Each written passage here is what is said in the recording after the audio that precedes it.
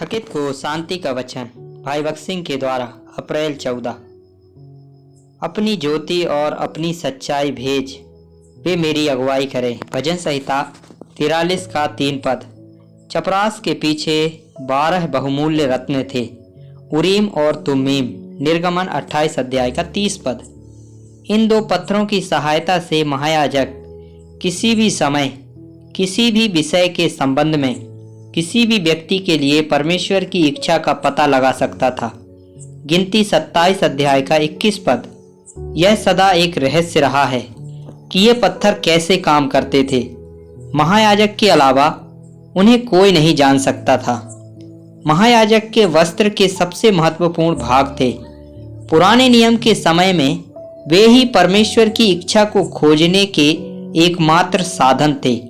यही कारण है कि हम दाऊद को लगातार महायाजक एब्यातार से पूछते हुए पाते हैं कि वह उरीम और तुम्मीम के माध्यम से परमेश्वर की इच्छा का पता लगाने के लिए एपोद लाए।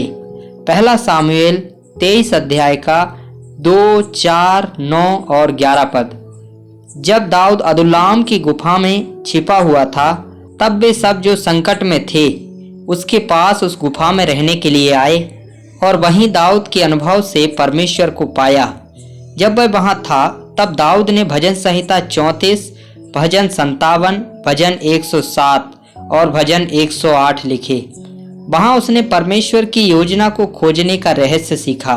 छोटी छोटी बातों में भी दाऊद महायाजक के द्वारा, जिसके पास एपोद और 2 पत्थर थे, परमेश्वर की मनसा जानने लगा। पहला सामुएल 23 अध्याय का 1 से 5 पद और 12 पद। यह विशेषाधिकार सभी के लिए उपलब्ध था, लेकिन केवल कुछ ही परमेश्वर की इच्छा जानने के लिए महायाजक के पास जाते थे। अक्सर हमारा यही हाल होता है। जब हम बहुत सी गलतियां करते हैं और कई बार असफल होते हैं, तभी हम कहते हैं, हे प्रभु, आज मुझे अपनी इच्छा को खोजने में मदद करें। हमें यह पाठ प्रारंभ में ही सीख लेना चाहिए। प्रभु यीशु मसीह हमारे जीवित महायाजक हैं। अब हम सब उसके द्वारा परमेश्वर की इच्छा को पा सकते हैं।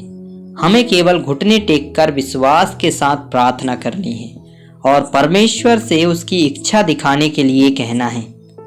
यदि हम परमेश्वर के हृदय के बहुत समीप रहें, तो हम छोटी छोटी बातों में भी सहजता से परमेश्वर की इच्छा को पा सकते हैं।